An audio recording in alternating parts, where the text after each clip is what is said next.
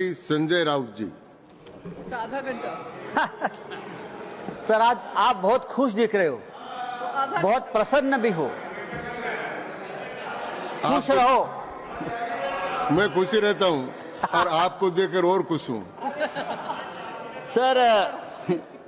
Sir मैं देख रहा हूं कल से दोनों सदनों में गरीब मुसलमानों की बहुत चिंता हो रही है।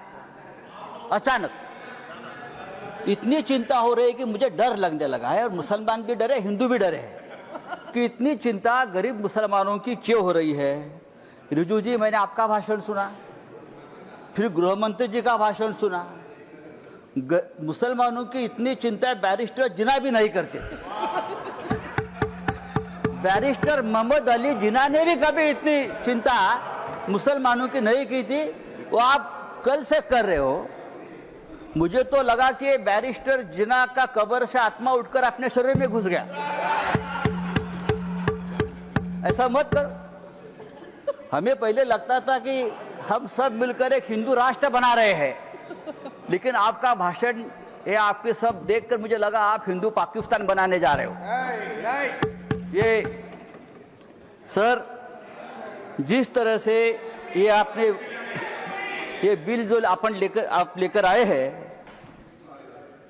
ये लोगों का ध्यान भटकाने की एक रणनीति है। कल ही प्रेसिडेंट ट्रंप ने हिंदुस्तान के ऊपर 26% टैरिफ का आक्रमण किया, पूरा सबको डुबा दिया।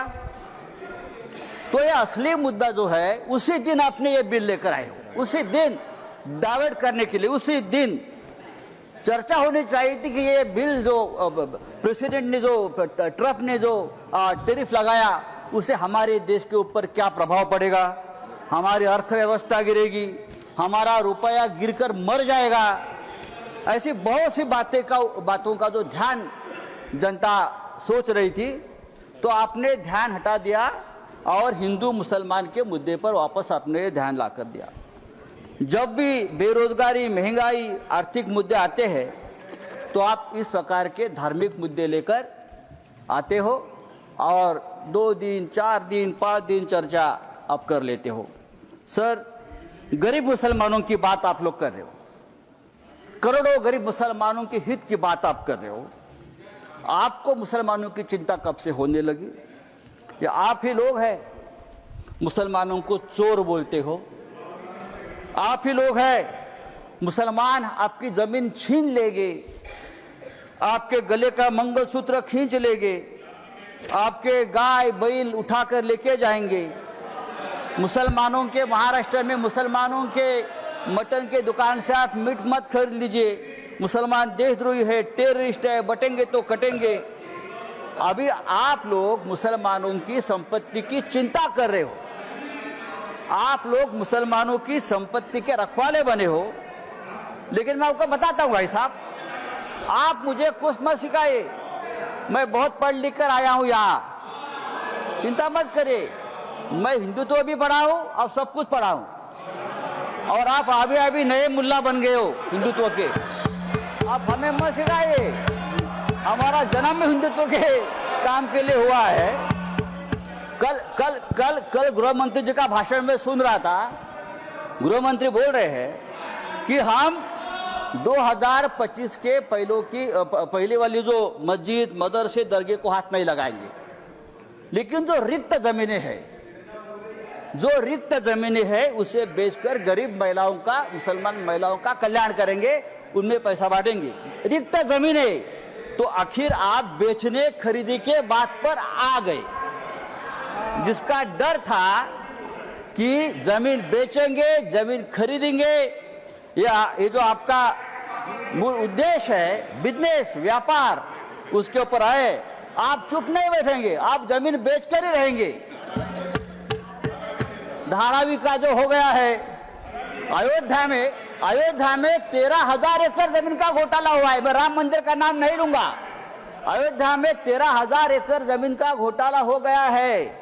केदारनाथ में 300 किलो सोना गायब हो गया है।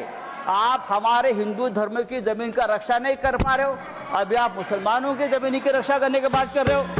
सर, डिफेंस की जमीन आपने बेच दी अयोध्या में, किसको बेच दी? तो आपका पूरा ध्यान जो है, ये जो 2 लाख करोड़ की जमीन है प्राइम लोकेशंस, वो किसको देने वाले हैं आप?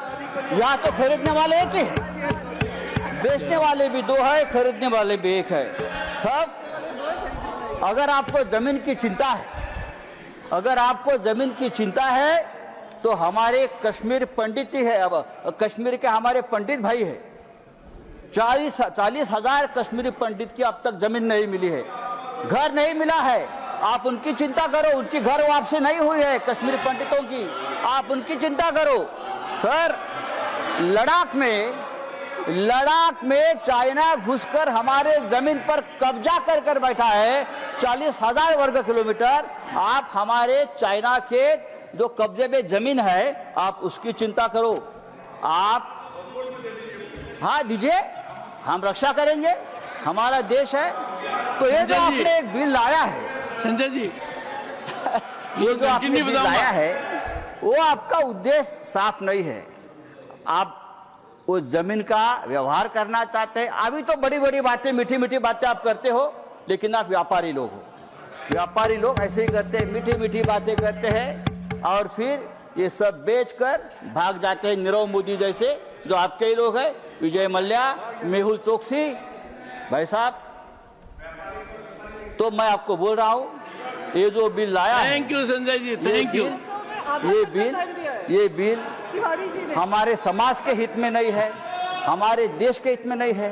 आप फिर एक बार इस देश में तनाव पैदा करना चाहते हैं, फिर एक बार इस देश में दंगे भड़काना चाहते हैं, लेकिन आप ये धंधे बंद करो। धन्यवाद। Thank you, thank you.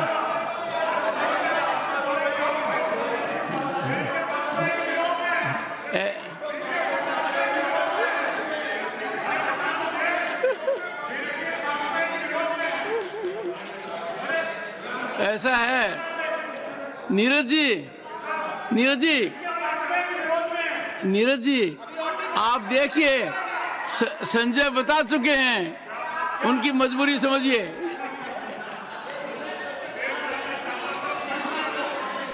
Shri